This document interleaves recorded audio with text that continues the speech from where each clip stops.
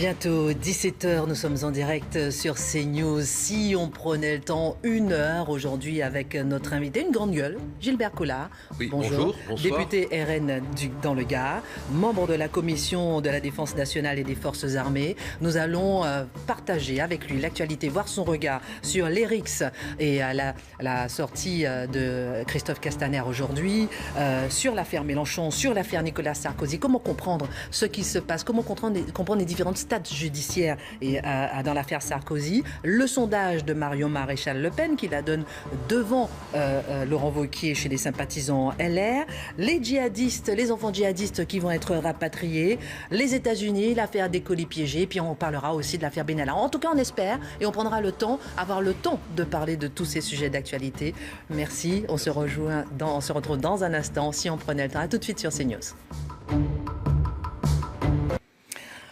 Il est 17h08, vous êtes en direct sur CNews avec Gilbert Collard. 1 heure d'émission avec vous pour en parler, revoir toute l'actualité. Vous êtes député RN dans le Gard, vous êtes membre de la Commission de la Défense nationale et des Forces armées. On va commencer, mon cher Gilbert Collard, par le chapitre d'ERIX. On en parle beaucoup. Christophe Castaner vient d'aller sur le terrain. Et je vais vous montrer d'abord ce sonore assez interpellant d'une maman qui interpelle le ministre de l'Intérieur. Avec mon fils a été tué le 13 janvier 2010. 2012, mon fils a été tué, Gabriel Ismaël. Monsieur le maire, mon fils a été tué, vous êtes témoin. Je n'oublierai jamais, mon fils a été tué. Le 13 janvier 2018, il était innocent, il n'était pas un gang. Mon fils a été tué. Je vous remercie, les autorités. Je vous remercie. Gilbert Collard. Que dire, mon Dieu, c'est désespérant, quoi. Son fils tué. Comment... Alors, je crois que là, il ne faut pas faire de la politique de merde. Hein. Il faut reconnaître... Tout de suite les grands mots, déjà. Non, mais non, parce que, bon, j'essaye de parler... Moi, je parle franchement. Hein, bon, on est là pour ça. Je m'excuse de dire les choses comme je les ressens, hein, mais c'est la faute à toute une longue histoire, quoi. Hein. Ça fait 30 ans qu'on a tout abandonné, quoi, quasiment. Hein. C'est-à-dire tout abandonné. C'est-à-dire qu'on a voulu acheter la paix sociale. Or, on n'achète pas la paix sociale, on l'impose. On ne négocie pas dans les quartiers. On ne laisse pas s'installer une économie souterraine sous prétexte qu'on a la tranquillité. On ne donne pas dans les municipalités des places aux caïds pour qu'ils foutent la paix. On ne tolère pas que dans un hôpital, il y ait un seul jour une violence contre qui que ce soit. On ne tolère pas des insultes contre les policiers. Je veux dire que c'est une longue histoire d'abandon, de manque de courage, et on a laissé, si je peux me permettre, hein, on a laissé s'installer une sous-culture dans tous ces quartiers, dans toutes ces banlieues. Cette femme, on a envie de la prendre dans ses bras, quoi, son cri donne des frissons. De la consoler. Mais alors, comment a-t-on pu en arriver là? Voilà la question qu'il faut se poser. Hein. On va en reparler parce que j'ai encore des sujets pour vous faire réagir. Mais vous dites justement l'abandon. Écoutez ce jeune, justement, tout à l'heure, sur le passage du ministre de l'Intérieur, qui interpelle le maire sur place à Paris et qui donne justement son avis. Intéressant d'avoir l'avis des jeunes. Il n'y a pas que l'emploi, il y a le divertissement, il y a le sport, il y a la musique, il y a plein de choses que les jeunes ils veulent faire et qu'ils ne peuvent pas faire. On n'a pas les infrastructures. Les jeunes ils sont livrés à eux-mêmes, alors vous pouvez venir 40 fois dès qu'il y a un meurtre dans tous les quartiers. À chaque fois ça ne résout rien. Et aujourd'hui vous allez faire la même chose, vous n'allez rien résoudre.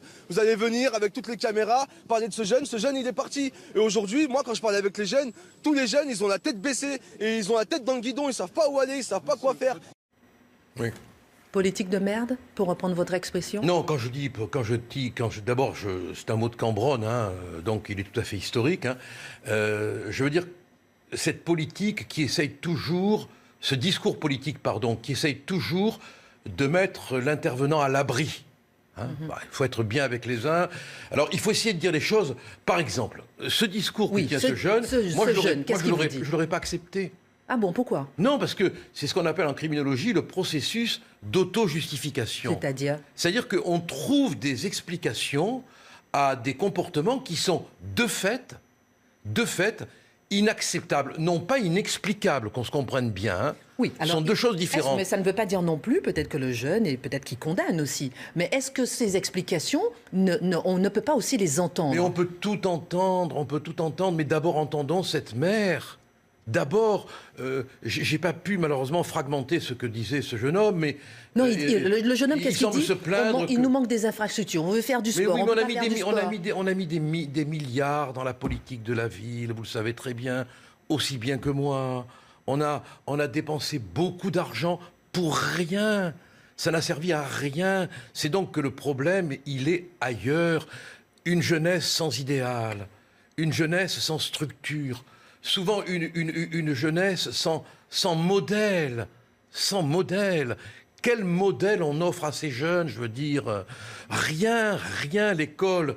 On a bien vu ce qu'elle est devenue au fil du temps. Bon, partout où on se tourne, on voit une violence irrationnelle. Hein. C'est du reste, je crois, l'expression qu'a utilisée le procureur Molins, hein, irrationnelle.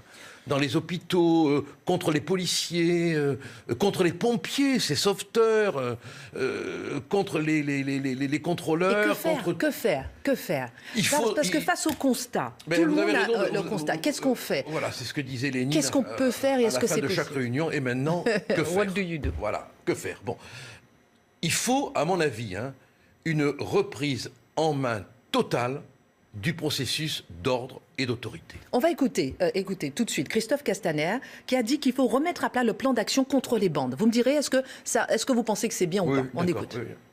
Nous allons remettre à plat le plan de lutte contre les bandes. Nous allons d'abord donner des moyens. Ici, dans le 19e arrondissement, d'ici la fin de l'année, 10 effectifs supplémentaires viendront renforcer les femmes et les hommes qui doivent garantir la sécurité de nos concitoyens. Mais nous devons aussi revoir totalement nos dispositifs d'intervention et c'est ce que nous allons engager. Je souhaite que nous fassions évoluer notre approche du renseignement. Aujourd'hui, nos services de renseignement travaillent sur une approche par bande. Je souhaite que nous fassions une approche par individu. Je souhaite que nous ayons une cartographie précise des différents lieux qui sont occupés par ces bandes. Cage d'escalier par cage d'escalier, mètre carré par mètre carré. Que pensez-vous de cette proposition? D'abord, il faudrait quand même que le ministre connaisse le rapport qui vient d'être déposé là, par ses services sur l'existence, je cite, de bandes informelles. C'est-à-dire que on n'arrive plus, d'après ce rapport, on n'arrive plus à les détecter. C'est peut-être pour ça qu'il dit qu'on veut les détecter. Je ne sais pas mais comment détecter l'indétectable, quoi? Parce que ce sont des bandes qui se créent d'elles-mêmes, quoi, par affinité de sous-culture, par affinité de trafic, par affinité parfois d'idéologie, mais d'idéologie sommaire, quoi. Casser du flic, casser du bourgeois, et aussi quand même avec un soubassement qu'il ne faut pas oublier, c'est la difficulté de contrôler maintenant toute une immigration qui a complètement échappé à la captation des radars de surveillance. Bon. Tout de suite, vous faites le lien entre violence et immigration, comme ça. Ah, c'est vous qui venez de le faire. Hein. Ah non, je pas du tout. Non, c'est vous qui avez parlé d'immigration. Non, vous pouvez reprendre mes propos, c'est pas ce que je viens de dire. Non, je viens de dire que parmi les facteurs qui sont du reste analysés, hein, je ne suis pas le seul à le dire, beaucoup de sociologues, beaucoup de criminologues reconnaissent que le fait qu'il y ait eu quelque part une augmentation incontrôlée constitue un facteur d'échappement du contrôle. D'échappement au contrôle. Bon, donc il ne faut pas avoir peur de le dire. C'est pas... Moi, vous savez, que ce soit clair entre nous, j'ai rien contre un quelconque immigré. J'ai rien contre un migrant. Je respecte sa vie, je respecte son histoire. Par définition, je ne la connais pas. Je ne connais pas sa misère. Je ne sais pas si c'est un menteur ou un honnête souffrant. Vous voyez, je ne sais pas. Donc, je ne me permettrai pas de le juger. Mais la politique que nous pratiquons, je la juge. C'est très différent, vous comprenez? C'est très différent. Et c'est une politique qui fait des dégâts, on le voit bien. Bon, j'aurais pu arriver avec 1 kilo de coupure de presse pour relater tout ça. L'ensemble de ces facteurs holistiques, c'est-à-dire qui constituent une totalité, font qu'aujourd'hui, la situation est devenue ingérable. Ce que dit M. Castaner, c'est bien beau, c'est bien bon, mais un peu plus d'effectifs ici, un peu plus d'effectifs là-bas. Mais faudrait-il encore que les policiers n'aient pas peur d'intervenir? Enfin, vous avez vu ces scènes où on les insulte, où ils sont conspués, où ils ne peuvent pas réagir. Nombreux. Ils ne peuvent pas intervenir parce qu'ils ne sont pas assez nombreux. Mais non, mais ils peuvent intervenir s'ils sont plus nombreux, s'il y a des moyens. Les policiers, croyez-moi, ils sont courageux, ils sont solides. Et quand on leur donne des instructions, ils y vont. Et ils n'ont pas peur d'y aller. Hein. Vous vous rappelez du drame de cette policière qui avait été rouée de coups il y a quelques mois. Bon, on l'a oublié, on oublie tout. Tout passe, tout s'oublie. Mais tout s'oublie.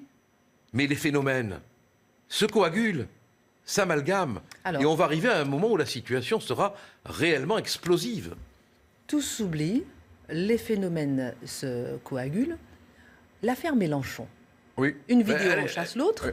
L'affaire Mélenchon, justement, tout s'oublie. On a vu, par exemple, que Jean-Luc Mélenchon, il a dégringolé dans les sondages. Regardons les sondages depuis justement cette affaire où effectivement il s'est filmé. Sur la forme, il a été vivement critiqué. On n'a même pas entendu le fond d'ailleurs sur le fait qu'effectivement il aurait été peut-être une cible injuste, etc.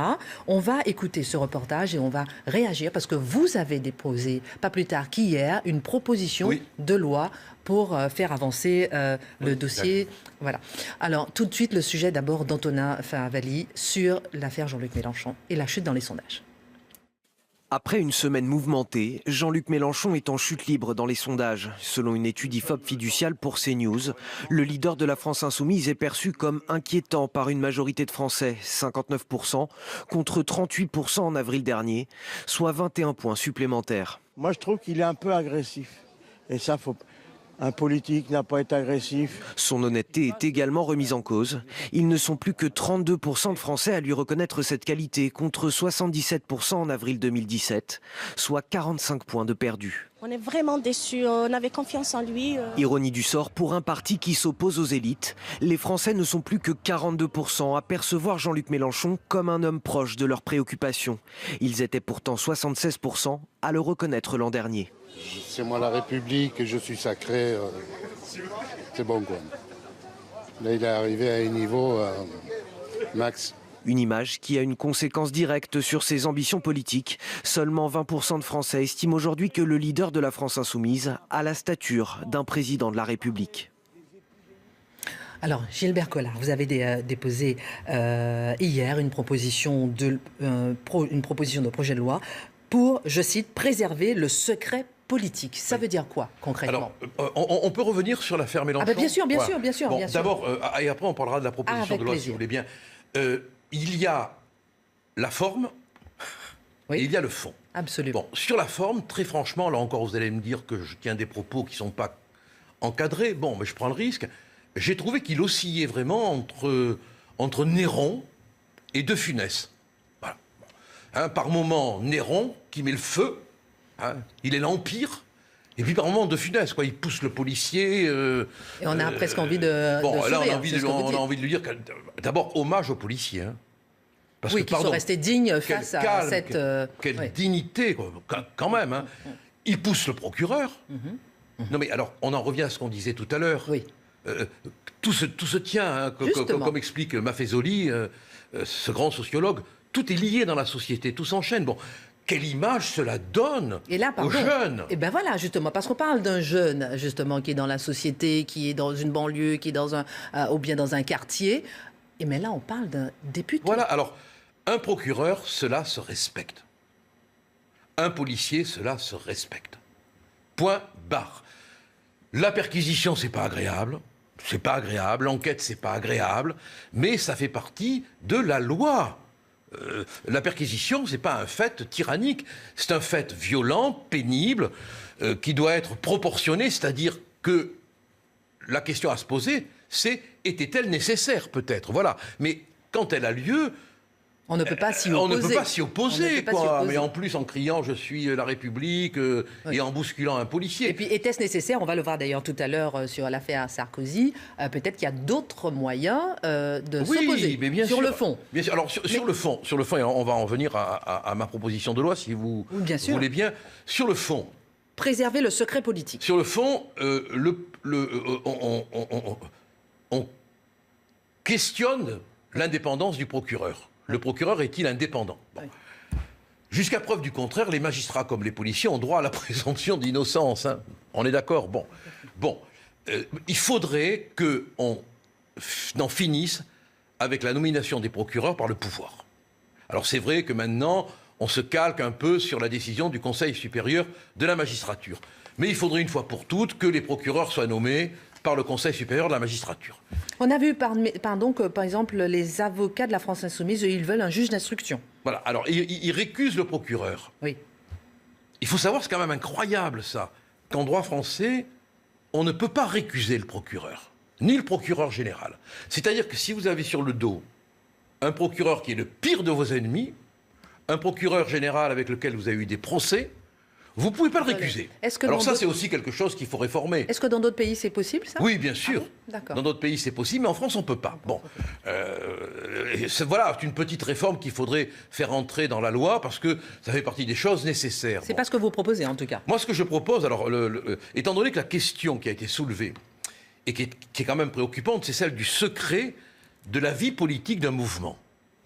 Oui, c'est-à-dire que Jean-Luc Mélenchon, il a hurlé en disant on va prendre mes photos, on va voir ma vie privée, voilà, et puis surtout on va connaître le nom des adhérents, on va connaître les courriers entre le mouvement et des adhérents, on va peut-être connaître les fiches politiques que nous établissons. Bon. Donc votre proposition, c'est de séparer. Il faudrait que lors d'une perquisition dans un mouvement politique, ayant des représentants au Parlement européen, au Parlement national ou bien au Sénat, parce qu'il ne faudrait pas que n'importe qui se dise créateur d'un parti politique, hein, il y a la présence du déontologue, soit de l'Assemblée, soit du Sénat, ou d'un délégué pour le Parlement européen, car je crois qu'il n'y a pas de déontologue, qui fera comme le fait le bâtonnier pour les avocats, comme le fait le président de l'Ordre des médecins pour les médecins, le tri entre ce qui est document relevant de la perquisition et documents relevant de ce qui est du secret politique. Ce que vous êtes en train d'expliquer, c'est que si aujourd'hui un avocat se fait perquisitionner ou bien un médecin se fait perquisitionner... Il y a un représentant de l'ordre. Il y a un représentant de l'ordre qui permet de faire le tri dans la perquisition. Qui peut dire, attention, là il y a un document qui paraît relever du secret professionnel,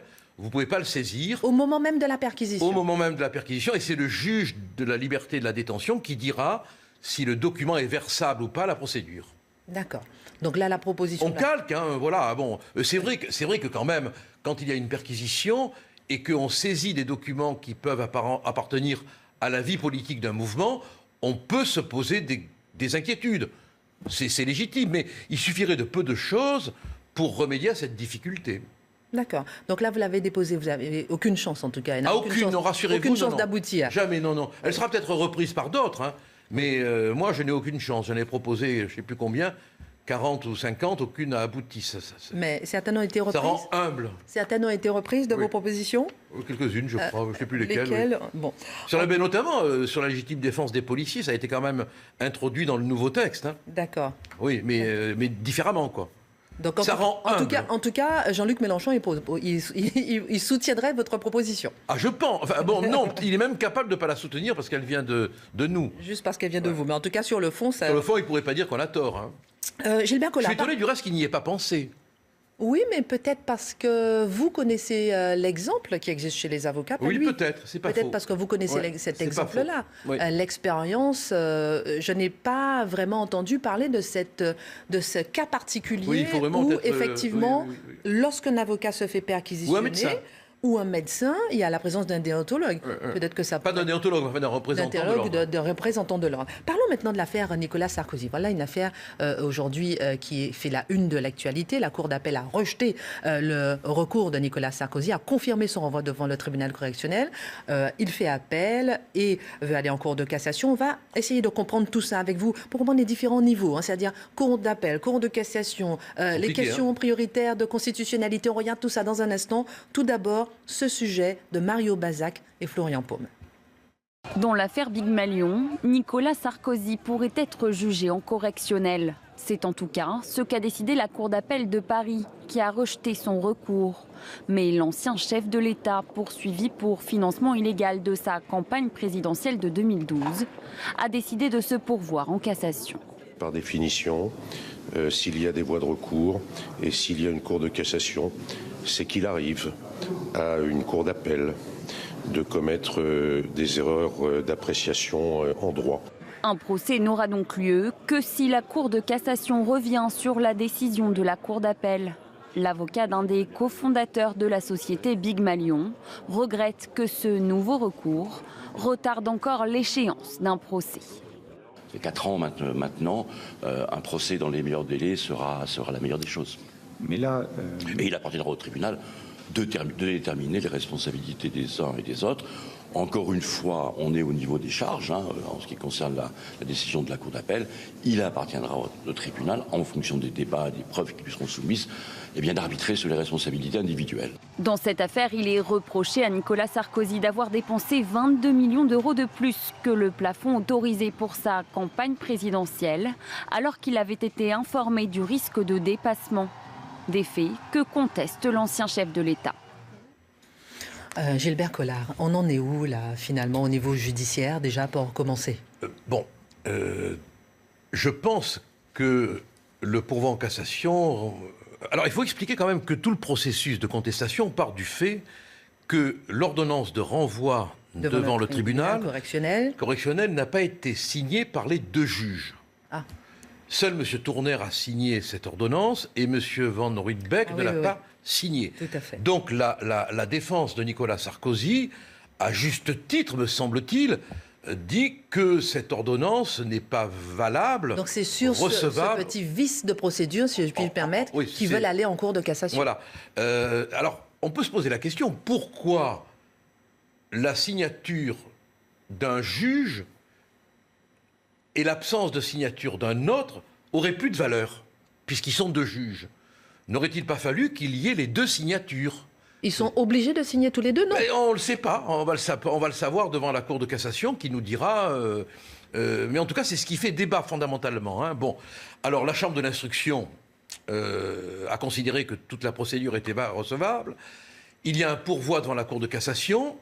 Il y aura peut-être un recours après devant la Cour européenne. Ça n'arrêtera pas le train de la procédure. Elle ira devant le tribunal. Maintenant, rappelons quand même les grands principes. Tant que le tribunal ne s'est pas prononcé, Nicolas Sarkozy, comme tout justiciable, est innocent. Et je crois qu'il faut quand même le rappeler. Il ne s'agit pas non plus de chanter la présomption d'innocence tout le temps. Bon, le tribunal peut très bien le relaxer.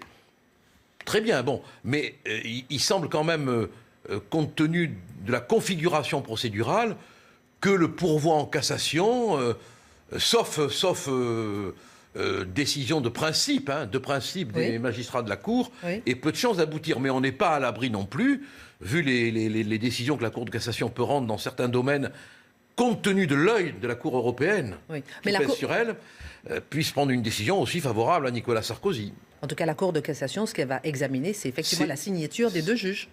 Oui, ça va être la question de fond et de forme, parce que la Cour de cassation ne se prononce que sur le respect de la forme. Un mot sur ça c'était l'aspect judiciaire, l'aspect politique. Après pour Nicolas Sarkozy, il reste quand même, on va le voir dans un sondage, personnalité, leader chez les sympathisants de droite, LR. Qu'est-ce qu'il va devenir? Parce que justement, ce sont des procédures longues, vous l'avez dit. On en a 2022, la prochaine présidentielle, c'est fini pour Nicolas Sarkozy? Alors là, écoutez, moi j'ai une passion pour l'histoire. C'est une de mes fidèles compagnes. En politique, on n'est jamais fini. C'est incroyable. Mais si vous ne croyez pas à la résurrection, faites de la politique. Alors, parlons politique, on n'est jamais fini. Parlons de Marion Maréchal. Elle ne fait que commencer, elle. Elle ne fait que commencer, mais quand même, elle a fait un pas de côté en politique. Elle a lancé son école. Et là, on voit dans le sondage, justement, qu'elle est en tête. Chez les sympathisants de droite, LR, elle est en tête devant, quand je dis en tête, elle passe avant Laurent Wauquiez, ce qui est quand même à 44%. 44%, oui. 52% quand même d'avis négatifs, il faut quand même le souligner. Oui, mais 44%, elle a fait un bon... Il en faut, surtout chez les LR, ça rassure parce que c'est quand même pas la même famille, mais un chiffre en hausse. Ça veut dire d'abord que Laurent Wauquiez a du souci à se faire et qu'ensuite il existe une perméabilité. Ici, sondagièrement, si je puis dire, démontré, bien que je sois très prudent à l'égard des sondages. Moi, voilà, ça veut dire que... Donc pour vous, ce sondage veut dire que LR et Rassemblement National, ils peuvent se rapprocher je ne sais pas, mais comment l'interpréter En tout cas, chez les sympathisants, il y a une éventuelle porosité. quel que soit l'aura, le rayonnement de Marion, c'est quand même très significatif d'une porosité, j'oserais dire, en marche. Hein. Porosité en marche. En tout cas, on voit que ça vous fait sourire, ce sondage. Gilbert Collard, restez avec nous. Dans un instant, on a encore plein de sujets à voir. Les enfants djihadistes, les États-Unis, les colis suspects, l'affaire Benalla qui revient un peu sur beaucoup d'informations. On voit ça dans un instant. Tout de suite, la pub et on se retrouve dans un instant. Nous sommes ensemble jusqu'à 18h, il est 17h40. Si on prenait le temps avec Gilbert Collard, député RN dans le Gard, aussi membre de la Commission de défense nationale et des forces armées. Nous allons parler maintenant des enfants djihadistes, nous allons parler des colis piégés aux États-Unis et nous allons parler aussi de l'affaire Benalla. On espère prendre le temps avec tous ces sujets. D'abord, 150 enfants, une partie des 150 enfants signalés en Syrie vont être rapatriés en France. On regarde le sujet et on réagit juste après un sujet de François-Xavier Rigaud. Il y aurait encore 400 mineurs français de moins de 15 ans dans la zone irako-syrienne. Tu viens d'où? De France. De France? Ouais, mais d'où France? Strasbourg, c'est 7. Moi, je suis Toulouse, de la Rainerie. La France envisage de rapatrier de Syrie une partie des 150 enfants qui ont été signalés par leur famille. La plupart ont moins de 6 ans. La condition, imposée par la France, que les mères laissent partir leurs enfants. Les autorités excluent toujours le retour d'adultes sur le territoire français. Ils vont être jugés par les autorités judiciaires locales. Ils sont français, mais ils sont nos ennemis. Les autorités françaises doivent maintenant localiser et organiser le rapatriement de ces enfants signalés par leur famille. La grande majorité d'entre eux est retenue par les combattants kurdes du YPG, au nord de la Syrie. Se pose également la question du retour en France de ces enfants, pour la plupart endoctrinés dès leur plus jeune âge. Des enfants qui n'ont connu que la guerre.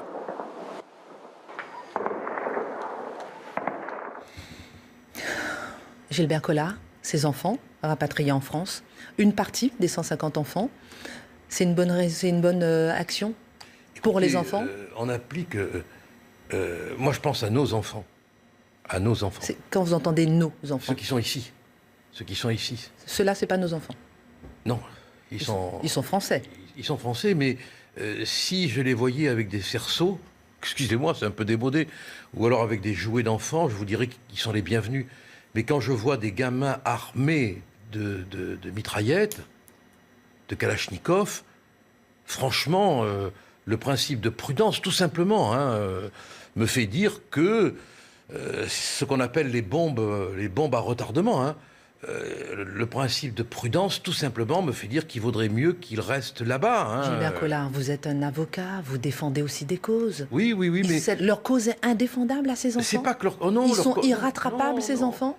Alors écoutez, je vais vous répondre très franchement. Oui. Tout dépend de l'âge. Bah là, justement, la plupart, ils ont moins de 6 ans. Mais les gamins, vous voulez qu'on repasse les images? Ben oui, je les ai vus, ils ont moins de 6 ans et moins de 12 ans. Mais ils ont été endoctrinés. Oui, mais est-ce que vous... Bon, on prend un pari humain, tous les deux. Si l'un d'entre eux passe à l'acte, je ne serai pas responsable, moi. Donc vous pensez qu'ils peuvent passer à l'acte? Ils seront placés dans une famille, il y aura un éducateur, il y aura un suivi personnalisé. Non, mais vous n'y croyez pas. Oui, voilà, écoutez, allez, je ne suis pas gentil, voilà. Bon, j'aurai pas le prix Nobel de la paix médiatique, je suis pas gentil, mais quand je vois un gosse qui, malheureusement pour lui, attendez, qu'on se comprenne bien, malheureusement pour lui, a été emmené par sa mère ou son père ou les deux là-bas, et qu'il a trempé les pieds dans le sang, qu'il a appris à utiliser très tôt la kalachnikov, le couteau, la mitraillette. J'ai peur, voilà, j'ai peur. Alors, peut-être que je devrais relire Victor Hugo, mais étant à l'époque de Victor Hugo, j'applique un principe de prudence. Bon, maintenant, attention, qu'on ne se raconte pas d'histoire quand même. On a des relations diplomatiques avec Damas? Non. Bon, le Kurdistan syrien n'est pas reconnu comme un État. Alors, comment on va négocier tout cela? Comment on va faire? Pour l'instant, il n'y en a que 3, sauf erreur de ma part, et dans ce cas-là je m'excuserai, qu'on a pu rapatrier. Hein. Il paraît qu'il y en a 44 qui ont déjà été rapatriés en janvier. C'est pour ça que je suis très prudent. Voilà. Moi j'ai lu 3 récemment, donc j'arrive pas à me faire une idée précise sur le chiffre des rapatriements. En tout cas... Mais vraiment, il faudrait... Moi je sais pas, mais il faudrait que ces gosses soient vus par des criminologues, par des psychiatres... C'est prévu, suivi personnalisé. En tout cas, je retiens, vous avez peur. Principe de prudence, voilà. Allons aux États-Unis, puisqu'on est un peu à l'étranger pour l'instant. Là-bas aussi, j'ai peur. Là-bas aussi, vous avez peur. C'est-à-dire que là, quand même, regardez Gilbert Collard, on est à quelques temps d'une élection de mi-mandat. Tous les opposants du président en place reçoivent un colis plégier. Attendez, Robert De Niro, Joe Biden. On va regarder le sujet et je vous fais réagir. Pas de sujet, c'est pas grave. Pas grave. Mais alors, à qui profite le crime? On s'en passe, Joe Biden, Robert De Niro, Barack Obama, à qui profite le crime? Oui, moi je sais pas, mais... On est en démocratie ou pas? Mais on peut être en démocratie et avoir un fou quelque part. Vous trouvez qu'on manque de fous aujourd'hui? Non. Des fous, il y en a vraiment partout. Alors, ce que je trouve un peu excessif quand même, c'est qu'on fait un lien entre ces actes ignobles, que je condamne bien évidemment, hein, et le discours de Trump. Si ça se trouve, on va découvrir qu'on a affaire à un psychopathe. Oui, peut-être, mais comment ne pas faire le lien quand ce sont des opposés, des opposants à Trump? Comment ne pas faire le lien? Parce que le paranoïaque en question doit faire une fixation sur les opposants à Trump. Ou soyons prudents, parce qu'on risque quand même de passer très vite, quand on saura la vérité, pour des imbéciles. Soyons prudents.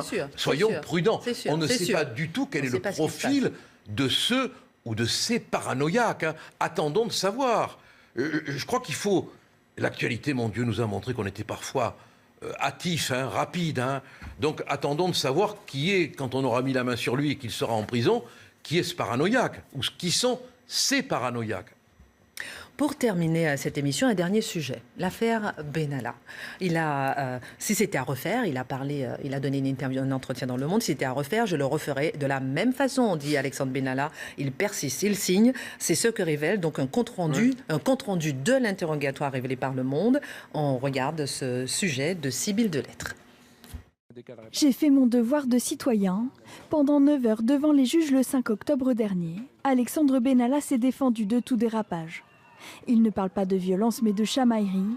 Sur les images, on le voit clairement porter un brassard de policier. Sa réponse, il avait le droit d'être là et les équipements étaient fournis par la préfecture de police.